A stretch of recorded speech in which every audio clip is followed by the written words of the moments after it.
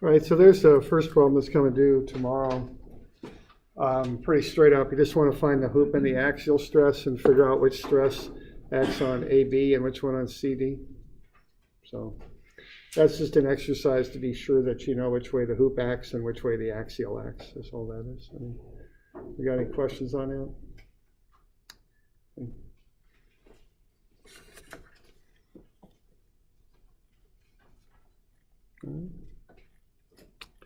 All right, this next one, it illustrates some things that you might run into, kind of a sequence you might say that you might run into when you're working, where you kind of walk through some steps with this stuff. So what you would do with this one, 253, is step one, you want to find the hoop and the axial stresses, okay? So that's the first thing to do. So the hoop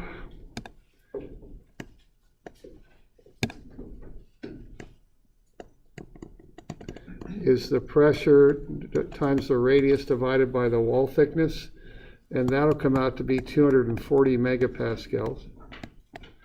And then the axial in a pressure vessel, it's just always the hoop over 2, so that'll be 120 megapascals. All right. All right, and then I ask you to find some stresses here.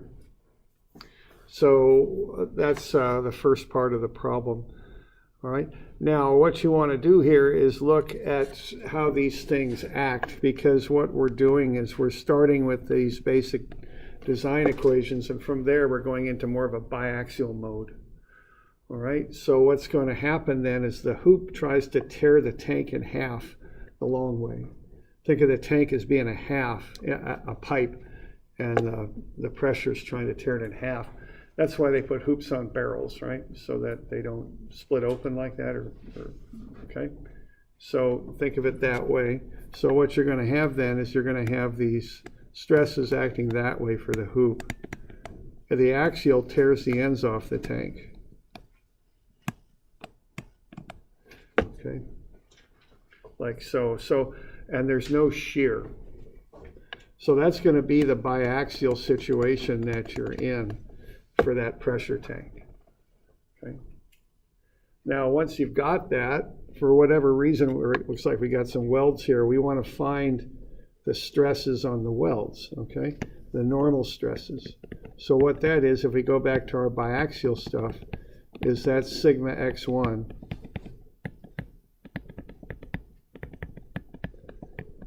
And there's the formula for this. Whoops. We need a 2 in there, I think.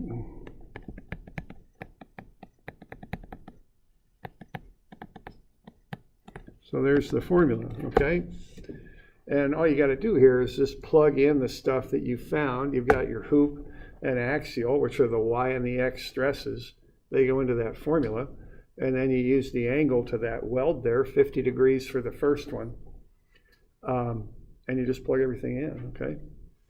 And then you just figure out what sigma x1 is, and that comes out to be 190, okay? So that'd be sigma x1 for 50 degrees. And that's the sigma being the stress, sigma on weld 1. And it comes out to be 190 megapascals, okay? That's what that comes out to be. And you can do the same thing for weld 2. Now, be careful on weld 2. You know, you're not going to put 70 degrees into the equation for weld 2. That's not the proper angle to use. Be sure you're always referencing things to the vertical plane like you do with stresses, okay? So don't use 70 degrees for weld 2. That's not the angle to use. All right? So that's part 1 there. We doing okay with that? Okay. So that's just a good example of how you'd use biaxial in a working type situation. Run the numbers, get the x and y stresses, which are the axial and the hoop stresses. Apply those on an element, then start figuring out what's going on at angles. Okay. All right. Now, the other thing you could do on this thing is if you want to figure out how much that line's going to stretch out there.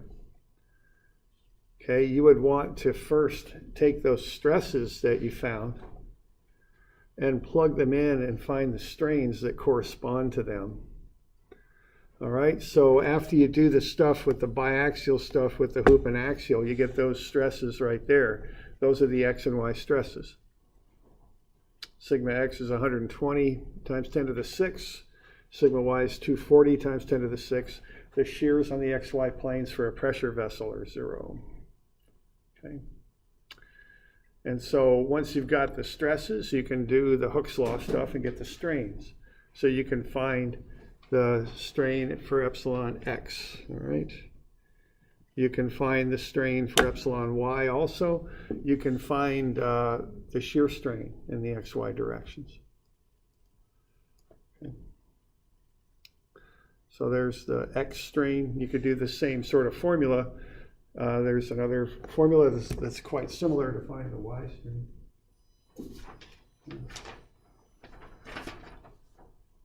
That's formula 42, right? To find the Y strain, same sort of formula. You just switch the one you see above around a little bit to get the Y strain.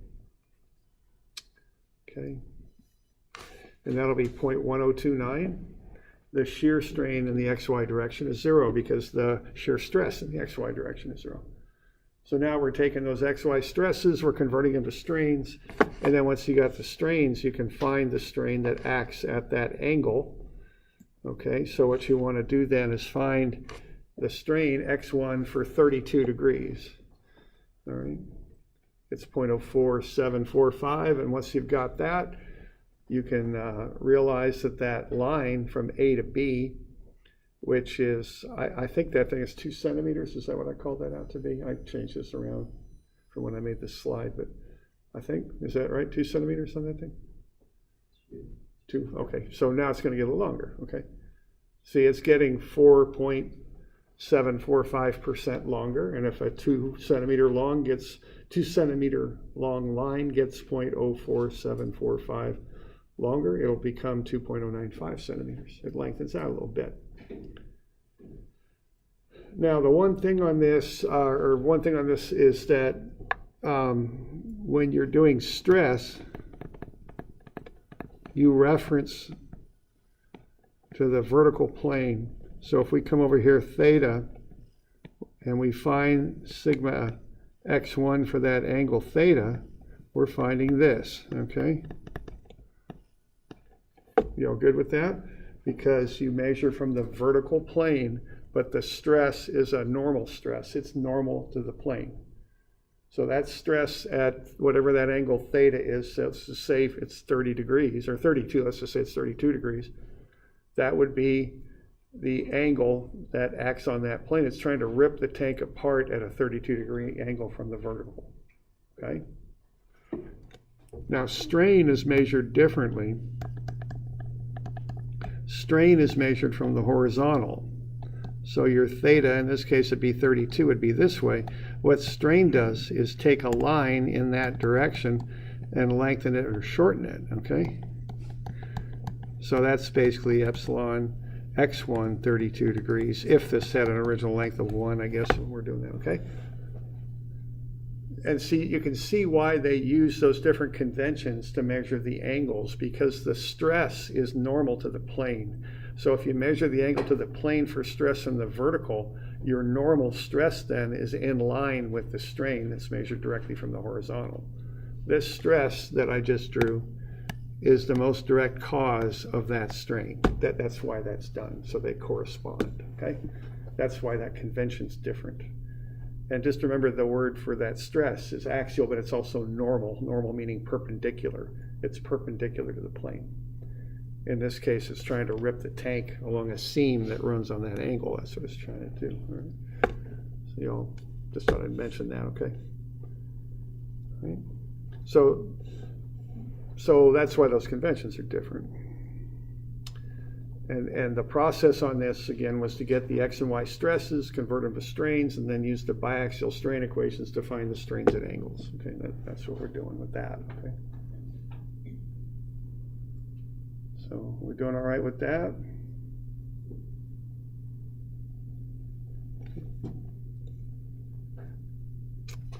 Okay. All right, we got another one in here too. I don't know if I got a copy of it though. All right, so this other one is one that I handed out in class, and it's available in Moodle. And let's see.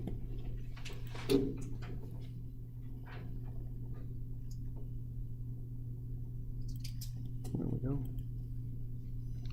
And this is the same sort of deal here. It's a pressure tank problem. It's 254. And I don't think I've got any extra copies right now. It's available in Moodle if you didn't get a copy. I handed this thing out in class, but I don't seem to have a copy with me.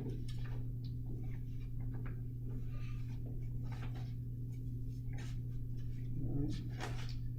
So this is very similar to what we just did, except it's got a little bit more of a result. You know, you got to do more strains on more lines, but you know, you just find the hoop and the axial, and then once you've got those, what we want to do is find the strains, okay, in the x and y directions also. So those are the stresses in the x and y directions found using the pressure vessel formulas. Easy enough, PR over T. So this number doesn't mean anything here, okay? You take half of that for the radius, you're given the wall thickness, and you're given the tank pressure. So that's the data that you use. You plug that in and get the stresses. Okay, then you put the stresses on a biaxial element and you find the strains, okay? And so epsilon x is 0.12, epsilon y is 0.3, and the shear strain is 0. Okay, that's what you get off of that.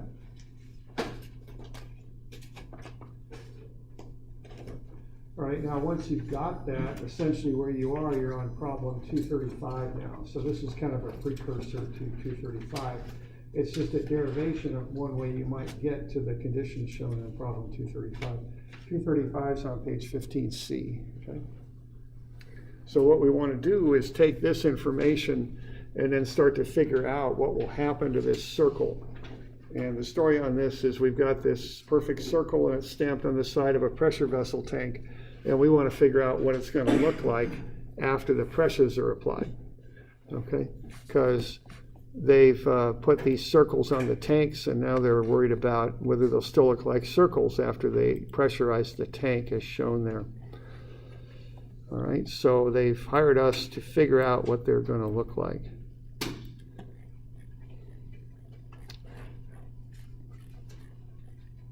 Here we go. So this is page 15C here. This is 235. All right, so I've got that stuff in the left-hand side there to find, which is alpha and epsilon for those 45, 135, 225, and 315 degree angles. And also I'd like you to find the shear strain at 45. So, you know, we did a lot of this in class, so we just kind of ran through the calculations and we came up with that. And then what we want to do is apply that to that sketch and figure out what's the thing going to look like after those strains occur. Okay. So after the strains occur, that won't be a circle anymore. And what we're going to do is we're going to apply those strains from a reference point in the middle of the circle. So we're going to apply those strains about that point right there. And what we're going to do here is we're going to first figure out what is the radius of the circle. And in the number of boxes I've got here, I've got this set up so 5 boxes equal the radius.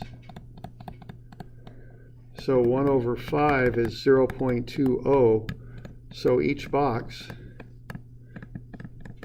equals a strain of 0.20. Okay? So each little box is 20% of the radius. We're holding the center point constant, so we kind of have lines of 5 boxes out to the edge of that circle in all cases.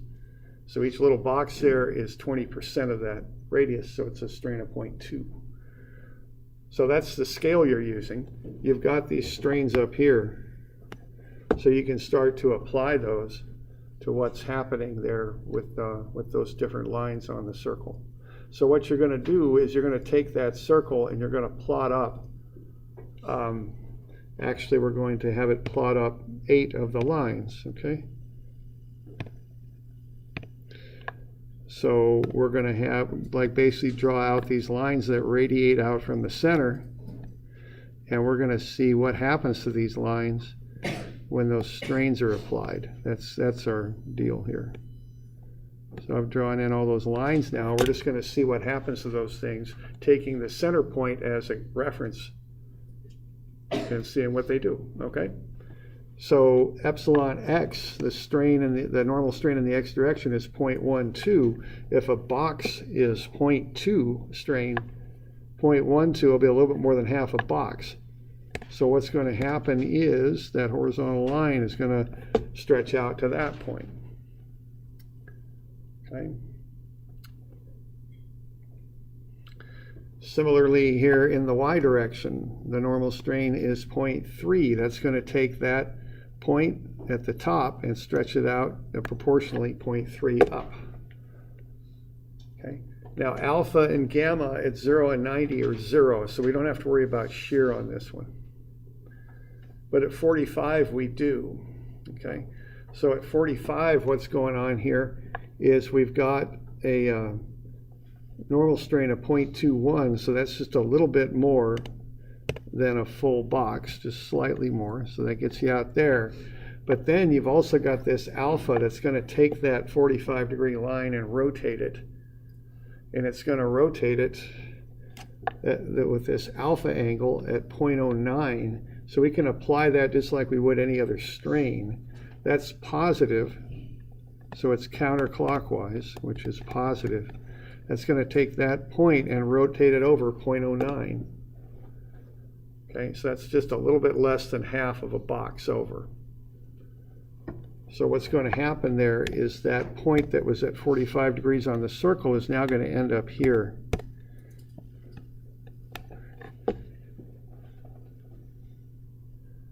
Okay, so what I've got now are 3 points. So now I can connect the dots with a smooth curve and start to get an idea what that circle is going to look like after these strains are applied. Okay. And you know, and if you use AutoCAD at all, there's a command in there called what's called a P-line, which is a continuous line, and there's curve routines you can apply to that to create smooth curves after you click on vertices. So I'd probably throw that in there and P-line it and see what that could look like. Okay. That's not perfect, but it's a pretty good way to look at it. You could do the same for the other sides. Now what we have is an awful lot of symmetry on this, though you do want to watch your signs on it. Okay. And also apply a little bit of common sense. What you got there, that y direction is stretching more than the x, so you can kind of figure out what this thing's going to look like, get a pretty good idea of it. Okay.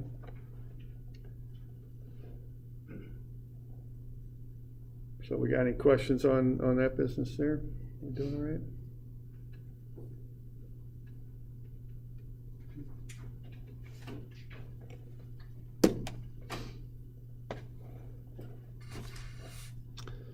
Okay. And so that illustrates, you know, what you might do with this stuff. You do the design equations to get the x and y stresses. If you want to know more about stresses at angles, you do biaxial stress stuff. If you want to know about deformations, you use Hooke's law and convert the stresses into strains, and then you can find the strains at angles too. Okay, so that's kind of a sequence of applying these equations. Okay.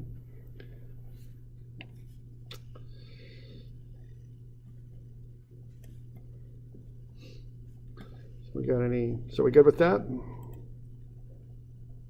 Yeah, question there?